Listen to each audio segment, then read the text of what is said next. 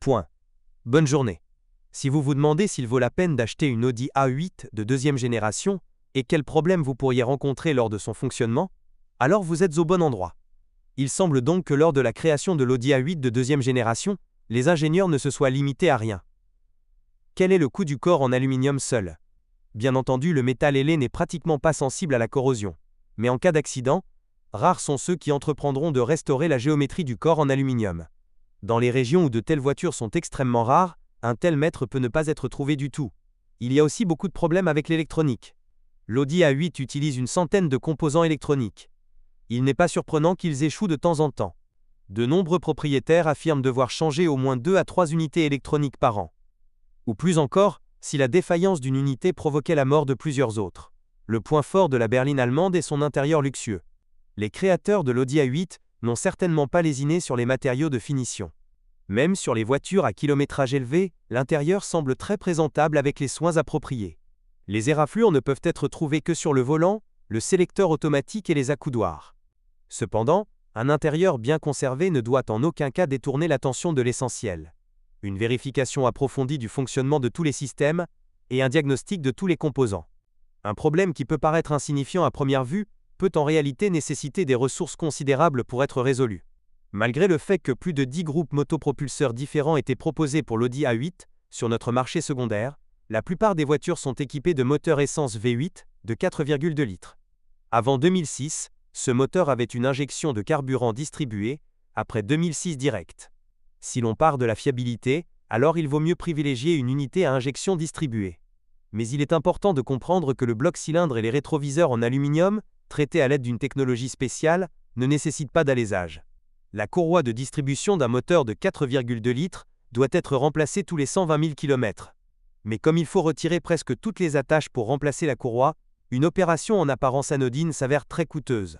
Dans ce contexte, l'argent dépensé pour acheter du pétrole pour faire le plein semblera une simple bagatelle. Il vaut mieux ne pas lésiner sur le pétrole et les services pétroliers. Sinon, vous ne pouvez même pas rêver de la ressource déclarée de 350 000 km. Le moteur 4.2 FSI, qui a commencé à être installé sur l'Audi A8 après 2006, est similaire à son prédécesseur sauf en volume. Le nouveau groupe motopropulseur s'est avéré franchement rudimentaire. Déjà après 120 000 à 150 000 km, lors du diagnostic, des éraflures ont été découvertes sur les parois des cylindres. De rares exemples de 4,2 FSI ont réussi à franchir la barre des 230 à 250 000 km sans problème sérieux. Notre carburant pose également beaucoup de problèmes aux propriétaires. Après plusieurs pleins d'essence de qualité douteuse, le risque de débourser de l'argent pour remplacer des injecteurs, une sonde lambda et un neutralisant est grand. Un autre point faible d'un moteur à injection directe est le tendeur de chaîne. La chaîne de distribution du moteur 4.2 FSI utilise 4 chaînes de distribution à la fois. Chacun d'eux est remplacé tous les 100 000 km et implique la dépose de l'ensemble du moteur. Le moteur de 4,2 litres était associé à une transmission automatique ZF classique. L'unité s'est avérée assez capricieuse. Les conducteurs actifs sont particulièrement malchanceux. Leur transmission automatique commence à changer de vitesse par à-coup et par à-coup après 100 000 km. Réparer la boîte coûte également cher. Il convient également de prendre très au sérieux le diagnostic d'une transmission automatique avant l'achat, car Audi a officiellement déclaré que la boîte de vitesse ZF ne nécessite aucun entretien. Par conséquent, il est fort probable que la transmission automatique de l'Audi A8 n'ait jamais vu d'huile fraîche. Pendant ce temps, les spécialistes du Service Club recommandent de mettre à jour l'huile dans la boîte sur au moins 120 000 km. Vous ne pouvez pas compter sur un service pétrolier bon marché. Le liquide de transmission pour l'Audi A8 est sélectionné par code VIN et coûte cher. La transmission intégrale Quattro est considérée comme fiable, mais seulement si l'huile du différentiel central est mise à jour tous les 60 000 km. Dans la suspension Audi A8, la mise à niveau des éléments pneumatiques nécessitera un investissement sérieux. Et si les cylindres arrière sont au moins modifiés individuellement, les cylindres de la suspension avant devront être achetés avec une jambe de force. La pratique montre que les nouveaux cylindres durent, au mieux, entre 120 et 150 000 km.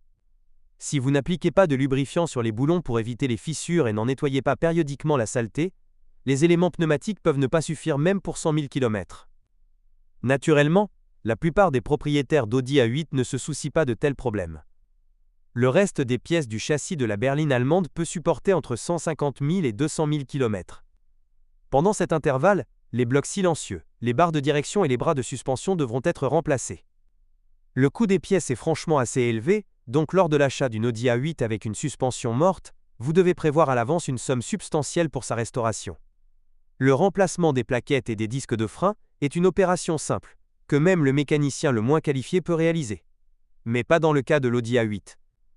Lors du remplacement des plaquettes de frein arrière, vous ne pouvez pas vous passer d'un scanner de diagnostic. Ce n'est qu'avec son aide qu'il sera possible de séparer les pistons de l'étrier arrière.